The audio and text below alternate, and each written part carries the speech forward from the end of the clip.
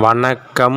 T20 உலகக்கோப்பை பார்த்தீங்கன்னா west Indies மற்றும் அமெரிக்கா நாடுகளில் நடந்து வருகிறது. கிட்டத்தட்ட குரூப் ஸ்டேஜ் போட்டிகள் நிறைவடைந்து விட்டது. சூப்பர் 8 போட்டிகள் விரைவில் தொடங்க உள்ளது.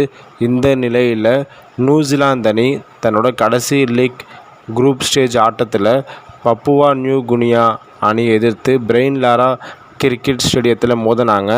நியூசிலாந்து அணி ஏற்கனவே சூப்பர் 8க்கு தகுதி பெறாதது குறிப்பிடத்தக்கது. இந்த போட்டியில் டாஸ் வென்ற நியூசிலாந்து அணி முதல்ல பவுலிங்கை தேர்வு செஞ்சாங்க. பப்புவா நியூ கினியா அணி பேட்டிங் செய்ய களமிறங்கியது. லாக்கி ஃபெர்குசன் ரொம்ப அருமையாக பந்து வீசினார். 4 ஓவர்கள் பந்து வீசி ஒரு ரன் கூட விட்டு கொடுக்காம 4 ஓவரையுமே மேடனாக்கி 3 விக்கெட் எடுத்து அசத்தி இருக்கார். உலக சாதனை படைச்சிருக்காருன்னே சொல்லலாம். T20 கிரிக்கெட் உலகக்கோப்பையில் இந்த மாதிரி சாதனை புரிகிறது இதுதான் முதல் முறை. ஆனால் ஒட்டுமொத்த கிரிக்கெட் வரலாற்றில் பார்த்திங்கன்னா ஏற்கனவே ஒரு பவுலர் இதே மாதிரி சாதனையை பண்ணியிருக்காரு.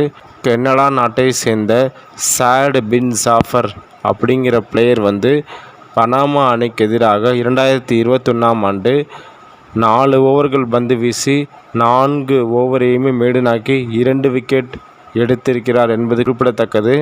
லாக்கி ஃபெர்குசன் அவர்கள் செய்த இந்த சாதனையை மீண்டும் ஒருவர் முறியடிக்கவோ அல்லது சமன் செய்யவோ ரொம்ப கடினம் என்பது குறிப்பிடத்தக்கது.